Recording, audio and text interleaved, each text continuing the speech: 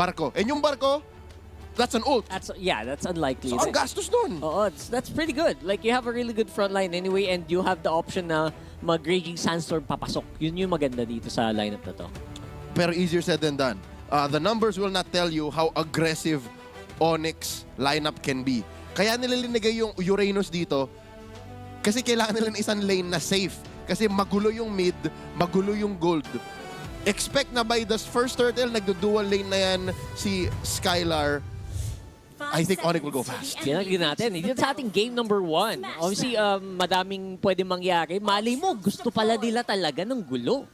And dito natin malaman kung kayang makaisa ng Boostgate Esports laban sa Onyx Esports. Naparito kami para manggulo. Game 1 in a best of 1. Purple start para sa dalawang koponan. Ina-expect ko na ganun yung gagawin dito ni Skylar. Kasi wala siyang mapapala. Hey. Kiboy, napakalati na ng buhay. Pero okay lang. Buti na lang meron siyang passive na nakaka-heal. And of course, napop na rin yung regen. Yung baba, wala kang mapapanalo bilang Claude. 100%. Oo. I think iwas-iwas ka lang talaga dyan. You're gonna try to get as much time as you can, as much items as you can. Obviously, a Demon Hunter Sword, ang ganda ng pick-up kayo ng Demon Hunter Sword kay Claude. Kaya talaga yung resurgence niya parang sobrang expected mo na eh. So, yung mid lane naman, explosive yan, pero mamaya pa at around level 4. Correct. Pag may rough waves na, itong season. And Tsunami Slam. Tsunami Slam, 100%. That aside, bibisitahin lang talaga yung mid para lang makapag-farm si Skylar. Emblem check here. Can confirm it is the fighter emblem. Pa rin? Oh no, Skylar! Oh! One-third na lang ang buhay. Again, aggressive rotation. Sandwalker mula kay Wactor. Pero okay pa. Again, that's what you get with the regeneration from the Kalia. At syempre, yung pagka-fighter emblem. Kasi meron ka na agad ng stat na yun eh. Yeah. Nasa yun agad yun eh. So you're gonna get a lot of sustain, obviously. And kay Wactor naman, tama din yung ginagawa niya. Force mo yung mga flicker as much as possible sa mga lane ng kalaban mo. And Whoa! Shadow kill kay Lutpi. First blood para sa Boostgate.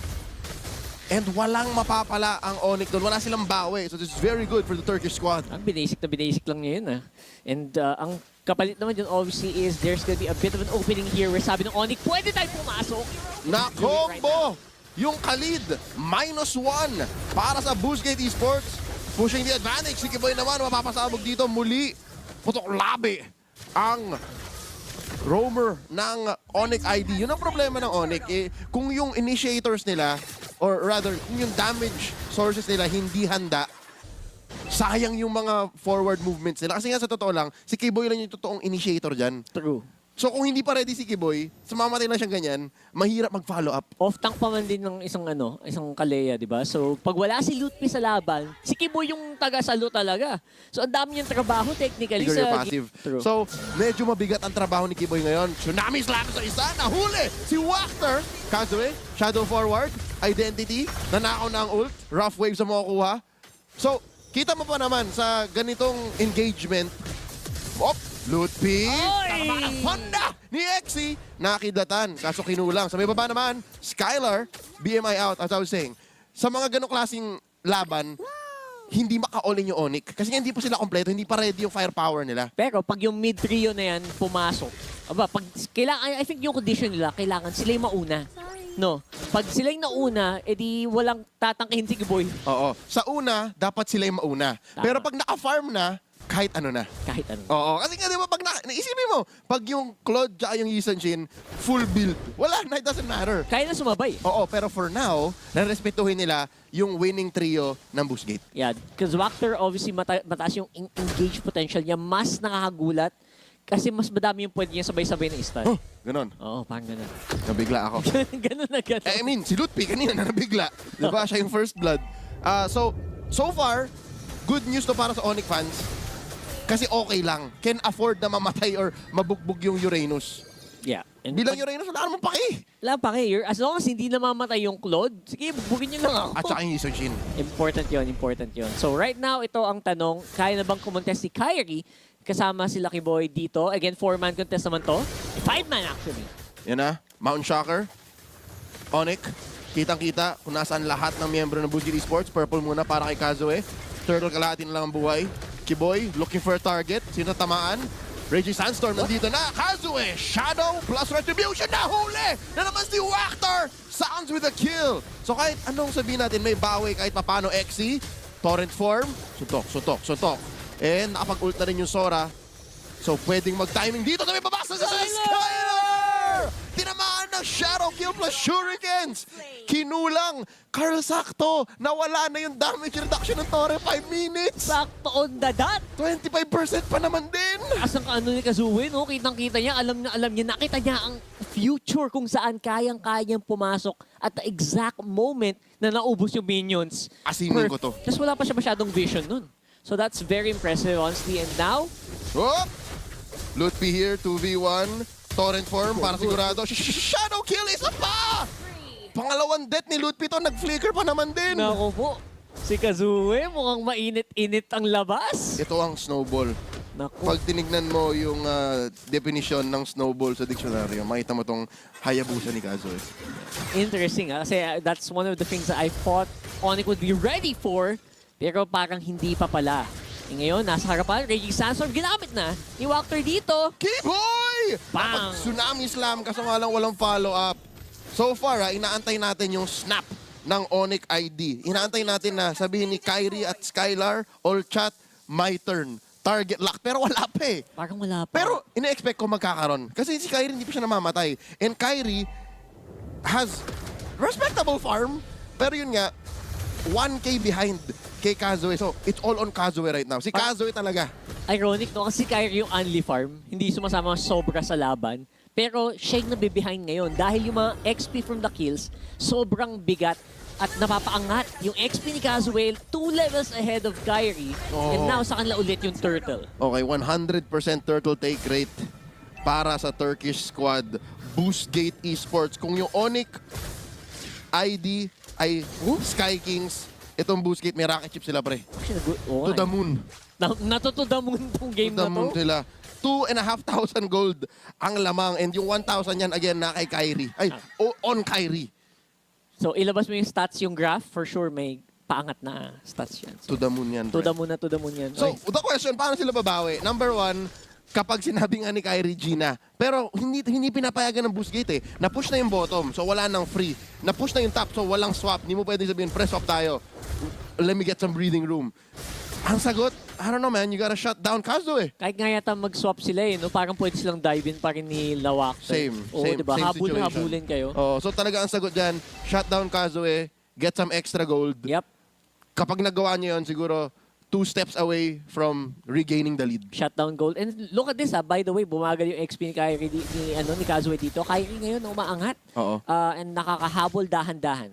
Hindi ko napapansin si Kazue na nagnanakaw ng camps masyado. Yun. Nagawain ng mga Pinoy teams kapag macro-base sila. I'm talking about M5 Champions, Team Falcons PH, ginagawa nila yan. I'm talking about Onyx, ginagawa nila yan, Onyx PH.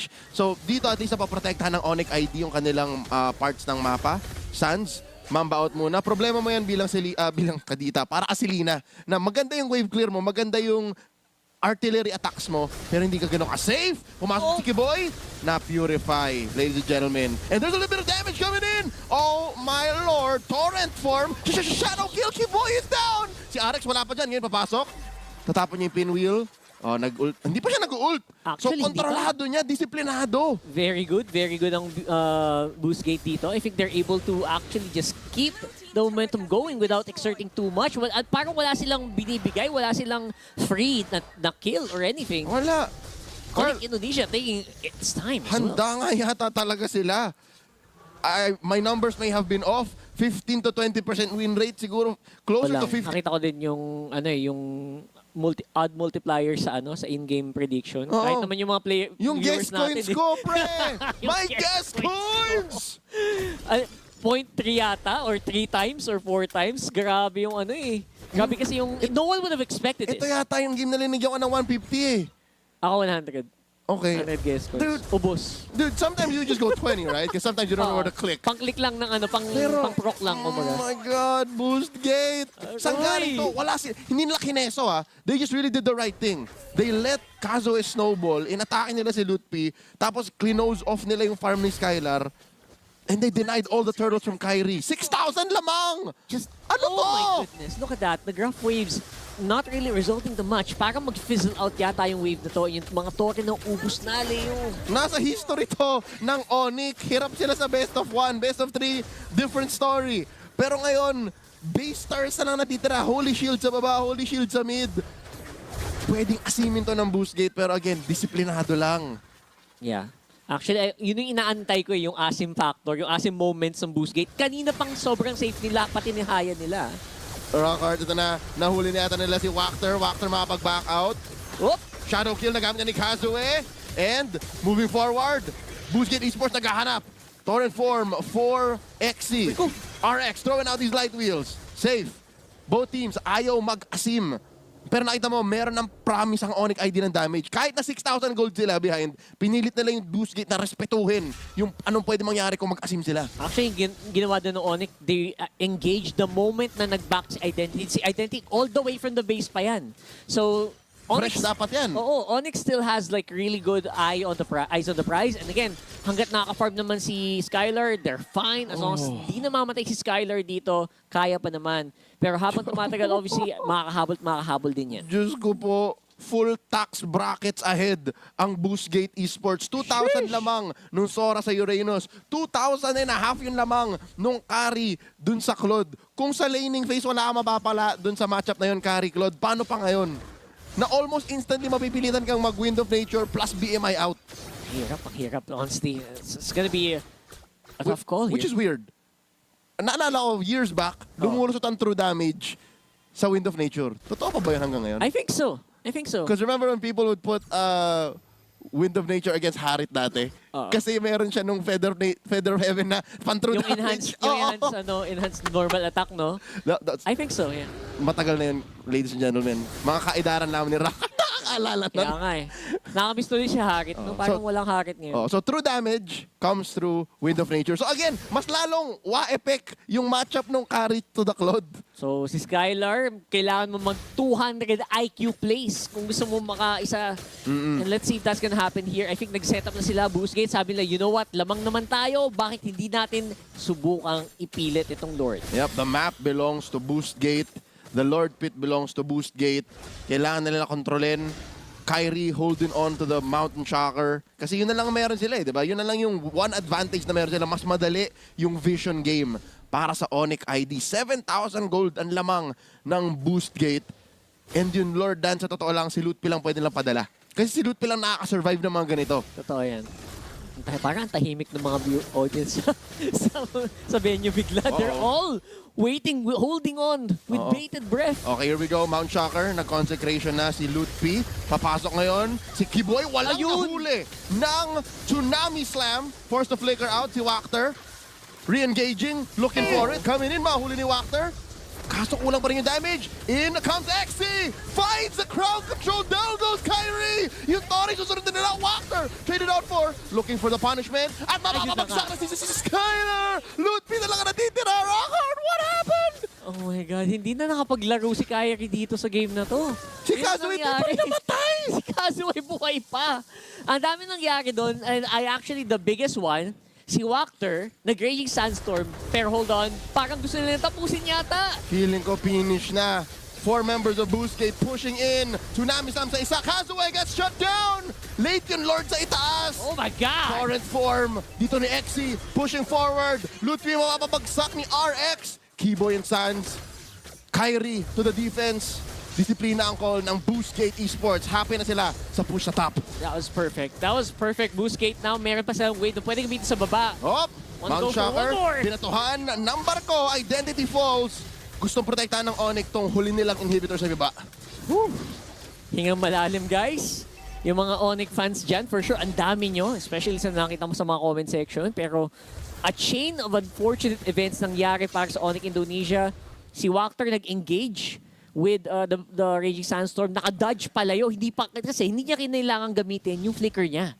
Kasi wala na ng flicker. Kaya nasayang yung ulti ni Sans. Oo. Grabe. Pero the fact na Onyx ID, marunong pa rin sila mag-punish in such a hard situation means hindi pa sila nag-give up. Kahit nagganto kalaki yung lead. So, Boost Gate Esports, kailangan nila reconsider. habang meron pa tayong gold lead sa gold lane at saka sa ano pa pwede natin gawin? Kasi may mga nakaka-comeback naman na ganito eh. May mga, Oh yeah. Very comebackable this is pa very to. comebackable gold lead. Don't Especially worry. from a team like Onyx. Alam nila and it's clear in their defense. Legit exposed na yung base nila. May waves na pumapasok. Kaya pa rin nila mag-punish. Kaya pa rin nila lumaban. And you can see here, pumupos yun sa may baba. That's Kiboy and Sans and Kyrie. Yan yung totoong kill squad pa rin. And that's what's scary, Rockart. Kapag nagsama yung tatlong yan, hindi mo pa inaantay mo pa si Skylar. So, pwede mag-late entry Blazing the Wedge si Skylar and that could turn things around. Ang lalim. I think naghahanap lang sila ng pick off. Oh. Exactly. If you're down, parang aantayin mo pa bang pumasok sila sa base mo, proactive ka na, di ba? I think yun yung isa sa mga naging keys sa victory ng Onyx, even in the games na down sila. Kasi as much as sobrang almost unstoppable sila dun sa Indonesia, may mga games naman na natatalo or parang matatalo na sila eh. Pero this time around, I feel like when you have a team when you have a situation na ganito, surprise factor, -1 lang at 16 minutes, malaking bagay na yun. If they can get a -1 for free, liliit yung lead ng boost gate. I'm looking at maybe 2,000 na lang, tapos 50-50 Lord. Pero kung maka-free na 2 kills sila or 3 kills, or kahit winning trade, wala na yung lead na yan, Lord to Onyx, tapos baka maabutas pa. Ganun kabilis ang snap ng Onyx ID. Lord here, sinasayawan ng boost gate. Tatalo nandito. Wachter gets caught with the Tsunami Slam. Mapapasabog siya doon. Kyrie Ayan na nga. commits everything. Free pick-off para sa Onyx. And the full engage. Exi with the full-on torrent. Tatlo, apat na tinamaan. Suns is down. Immortality ni Kiboy. Mapapapa na dito. Yeah! Blazing the wet by Skylar. Takes down 3. Double kill para kay Skylar. RX down as well. Si Kazo na lang ang natitira. Yan na nga bang sinasabi ko. Na -1, nilaban pa rin. At yun ang ginamit ng Onyx para maging leverage na makalamang ulit, at least in the body count. Pero ngayon, they still have to go for the defense. They still have to go and see kung kaya nilang kunin yung Lord na to nang walang nanggugulong Kazue sa gilid. Hindi kayang manggulo ni Kazo dito. Kahit nasabihin natin walang true crowd control, Kita mo eh. mahuhuli yan, makikita yan. Mount Shocker by Kyrie exposing the map. Free Lord para sa Onyx. Inisip ni Wachter, pre, kaya ko ba to? Never mind. Onyx ngayon ang may lead. Rockart, paano nangyari to? Ang laking bagay nung napita si Wachter nung simula nang hindi wala siyang nagawa halos, no? And in that scenario, I think dapat nagsiatrasan na kayo or waited for Onyx to make a play.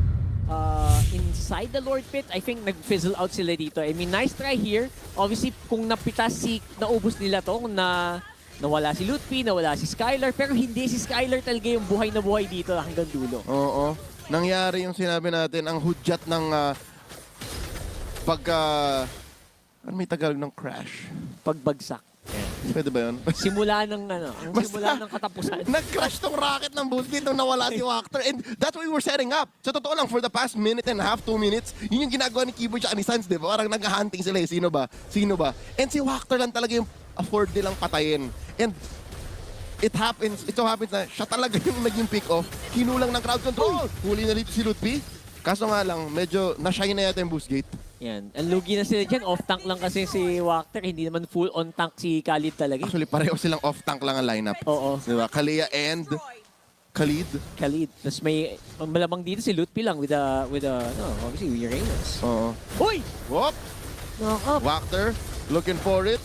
Pumasok yung nakakap ni Sans and they will lose the inhibitor but they will stop the Lord. Wachter, 1/5 na lang ang buhay. Oh, eto Makapag-sandwalk naman tayo. away. Slow climb and come back from Onyx. Sila na ngayon lamang, by the way, at 2.5k. And now, medyo nagkaubusan na din na ng inhibitor turrets.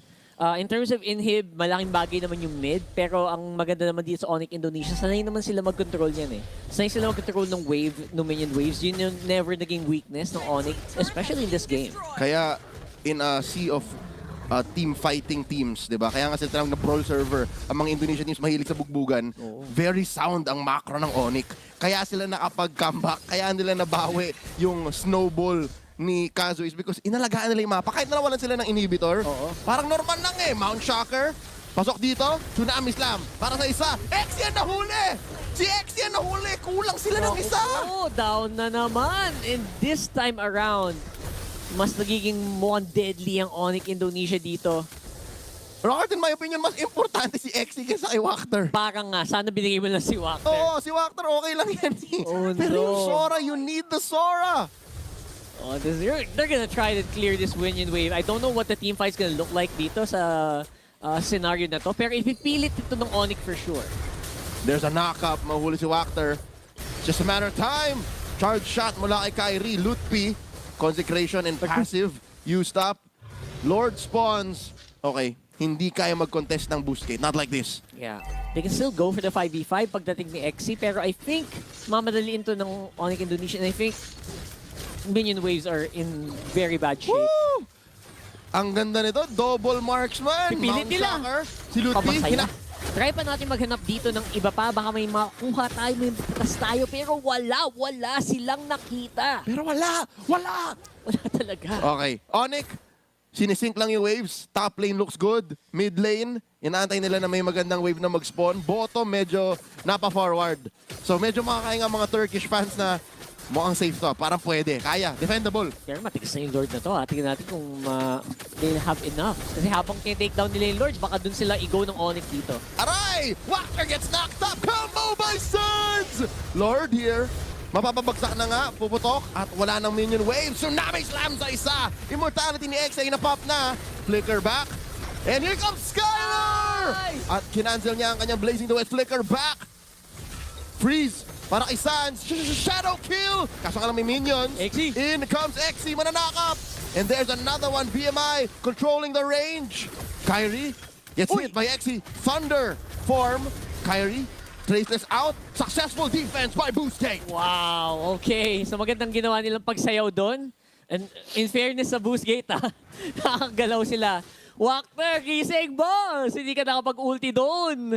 And I think sobrang crucial na ikaw yung magsimula ng laban, hindi ikaw yung simulan.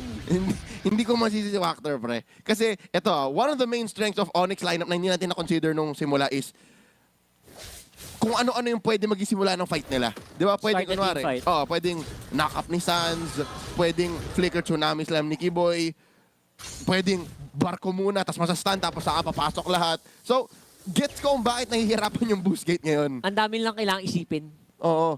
Sila, sa totoo lang, dalawa lang start yan eh. Either yung Raging Sandstorm Or yung Thunder, torrent form. Di ba ni Exi? or si Identity kung makakuha siya ng Tsunami Slam. Conditional. Condition. Diba? So, for Onyx ID, mas madali for them to set the pace. Not to mention, Mountain Shocker.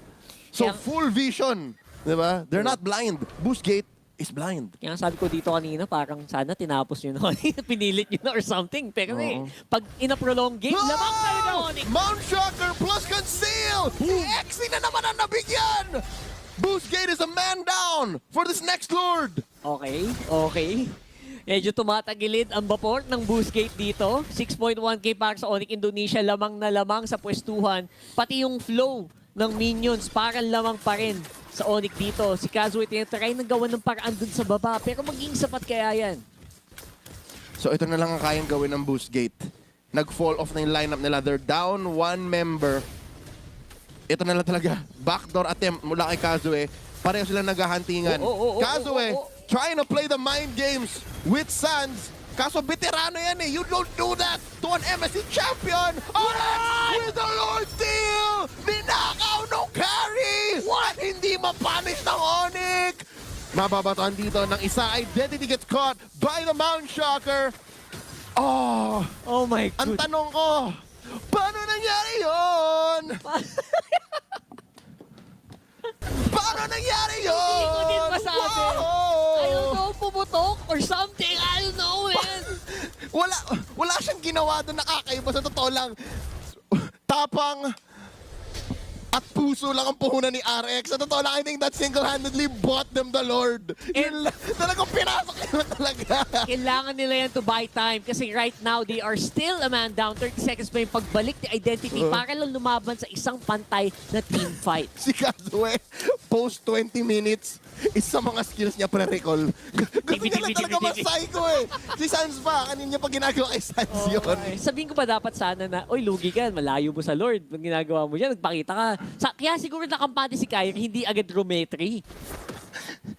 Oy, di ba yun lang yung sagot dun eh? Siguro, pero sino ba naman matatakot sa Kyrie? Tama Di naman. ba sino? Ang kalaban mo, basic attack. Ikaw may retry ka. At tapos mas marami pa kayo, lamang pa kayo. Wala yung Sora doon, men. Wala. Hindi ko masisi si Kyrie. Milagro talaga yun, milagro. Sobra. Oh my goodness. Hindi yung milagro, men. Si Skill- Arex yun. Si Arex. Oh my god. Yan, kaya yan yung sinibigay sa inyo pag, pag may doktor. Di ba pag may doktor, punta kayo sa doktor. May RX doon sa baba. Ay, no Siya yun po. Unang laro ng unang araw pa lang ng Swiss to. Wachter, checks in si Keyboy. Oh my goodness. Kapag may nangyaring gano'n, ito yung true test ng mental eh. Di ba? Sige, heart of a champion. Pero paano kung nagganon kayo? Paano? Kaya mo bang ma-resist yung tilt? Oo, magta 30 minutes na yung laro.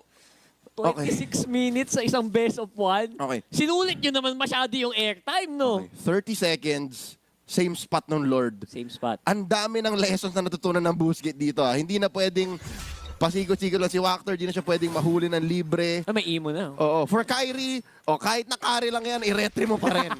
So there's so many lessons. For Kazue, Daming learnings. piliin mo sinong titipihan mo, sinong isa-psycho mo, Keyboy, Pixel Brush. Pasok dito, nahuli niya ang isa, and that's gonna be a full-on combo for Kazue by itself, gets the immortality, gets taken down, Sans gets another kill. Ngayon si Exy bumabawi, immortality pop naman para sa Onyx, si Exy mapagsak din ni Kyrie, blazing the wet mula kay Skylar, yeah! Down goes another. Tsunami na nanakaw dito. Down goes Lutfi. Si Arex Boy pa rin. Iwan. Wachter gets taken down. 3-for-1 ang palitan.